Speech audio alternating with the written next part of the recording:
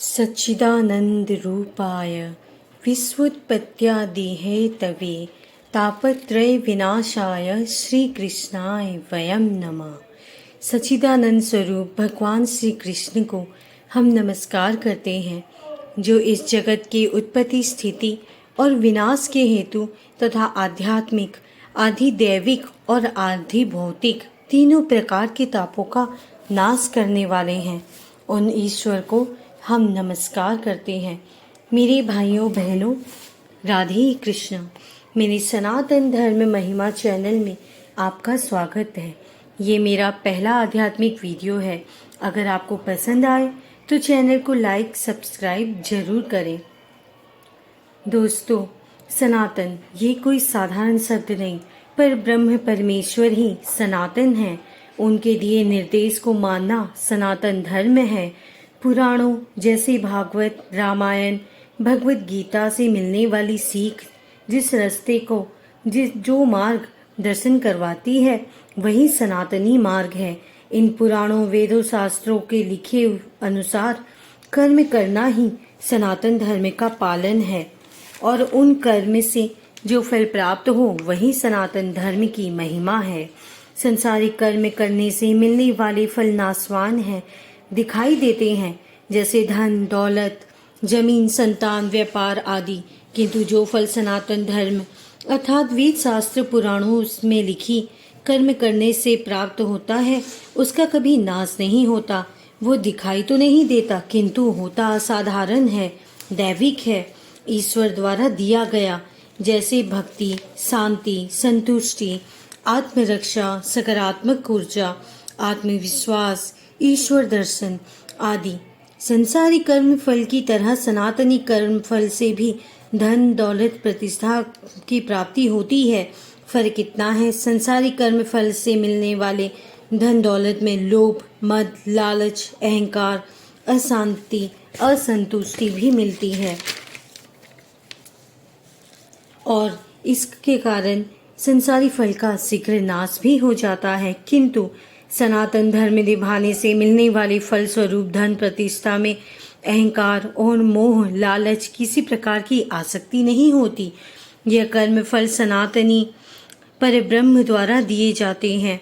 ईश्वर ने हमें सनातन धर्म अर्थात आध्यात्म द्वारा अनेक असाधारण वैभव दिए हैं, पर मनुष्य उसे न देख पाता है, न समझ पाता है, न उसका लाभ उठा पाता है। ईश्वर की दी हुई सबसे अनमोल भेंट है मनुष्य शरीर।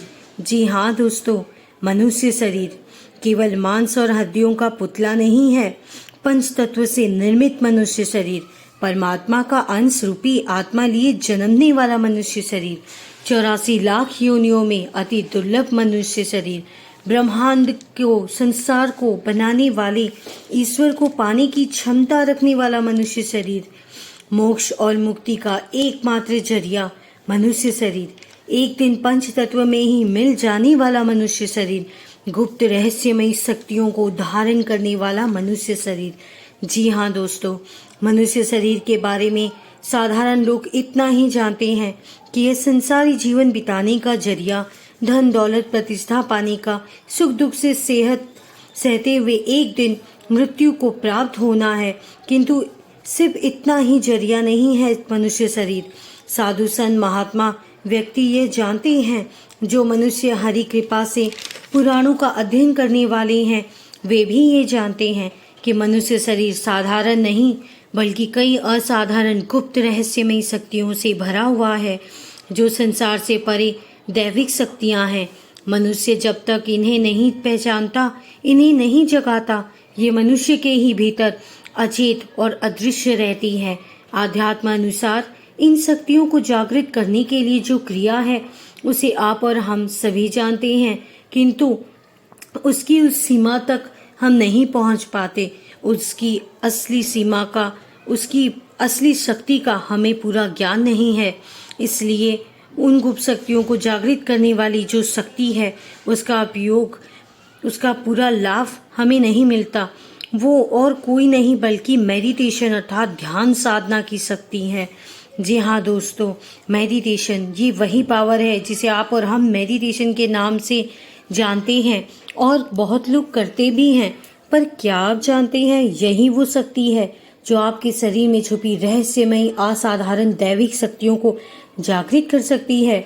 अब आप ये जानना चाहते होंगे कि वो असाधारण शक्ति जागृत कैसे होती है। मेडिटेशन तो हम रोज करते हैं, ये जागृत हो रही है या नहीं, इसका प्रभाव क्या है, कैसे पता चलेगा? तो आपको बता दें दोस्तों, आध्यात्म अनुसार ये शक्तियाँ मेडिटेशन अर्थात ध्यान साधना से ही जागृत होती है, पर ध्यान साधना को सही प्रक्रिया से करना होता है। इन शक्तियों को जगाने के लिए घंटों, दिनों या महीनों की आवश्यकता नहीं है। कलयुग को ईश्वर का वरदान प्राप्त है, इसलिए केवल पूरी तरह से कॉन्सेंट्रेट करके सही योगासन क्रिया में स्थिर मन से एकाग्रता से बैठकर इनका ध्यान करने पर इन शक्तियों को जागृत किया जा सकता है। इन शक्तियों के जागृत होने से क्या होगा, आप जानना चाहेंगे? आध्यात्म अनुसार मनुष्य शरीर में छुपी गुप्त शक्तियां जब जागृत हो जाए तब मनुष्य में ईश्वरी शक्ति आ जाती है, अर्थात सकारात्मक ऊर्जा आ जाती है। उसका मन स्थिर और शांत हो जाता है। अंतर मन में अति आनंद का अनुभव होने लगता है। ईश्वर के होने का आभास हर क्षण उसे अपने आसपास होने लगेगा। आत्मविश्वास बढ़ जाता है। मनुष्य ईश्वर की ओर आकर्षित होने लगता है और दूसरी संसारी मनुष्य इस दिव्य मनुष्य की ओर आकर्षित होते हैं। मनुष्य शरीर में जागृत यह सकारात्मक शक्ति मनुष्य के मन मस्तिष्क पर सकारात्मक प्रभाव दिखाती है। बुरे विचार, बुरे स्वप्न, भय को भी नाश कर देती है। यह शक्ति मनुष्य को असाधारण क्षमताएं प्रदान करती है। अगर किसी ऐसी जगह में जाए जहां कोई नकारात्मक शक्ति है तो उसका आभास हो जाता है। कभी कभी वो दिखाई भी दे सकती है, किंतु कोई बुरा प्रभाव नहीं डाल सकती। भविष्य में होने वाली घटनाओं का भी इस मनुष्य को आभास हो सकता है। यह दिव्य मनुष्य बड़ी से बड़ी संकट आने पर भी विचलित नहीं होगा। दोस्तों, हम कोई अंधविश्वास नहीं फैला रहे, बल्कि पुराणों में लिखित बात बता रहे हैं, जिनका सबसे बड़ा उदाहरण इतिहास में हुए साधु संत महात्मा और जिन्होंने ध्यान साधना से अपने शरीर में छुपी इन शक्तियों को जागृत किया है, ईश्वर दर्शन किए हैं और कई सिद्धियां प्राप्त की हैं। वे पुराणों, वेदों, शास्त्रों को जानने वाले संत ऋषि सही योगासन, सही योग साधना करके इन ईश्वरी गुप्त शक्तियों को जागृत करके कई सिद्धियां प्राप्त कर चुके हैं। छठे अध्याय भगवत गीता के छठे अध्याय के 21वें और 22वें श्लोक में लिखा है, सुखमाव्यांतिकम यतत बुद्धि ग्राम्यमतीन्द्रियम म्वेति यत्र न चैवायं स्थितिस्तत्र चलति तत्वतः यम लब्ध्वा चापरम लाभम मान्यते नाधिकम तथा यस्मिन् स्थितो न दुखेन गुरुनापि विचाल्यते। जिसमें श्री कृष्ण बताते हैं, एक बार मनुष्य ध्यान में योगारूढ़ हो जाता है तो उसकी आत्मा शुद्ध हो जाती है, मन शांत और आनंदित हो जाता है। उसे अपने अंदर भगवान के होने का एहसास होता है। इस एक्सपीरियंस के बाद कंसंट्रेशन पावर बढ़ जाता है, मन इधर उधर नहीं भागता।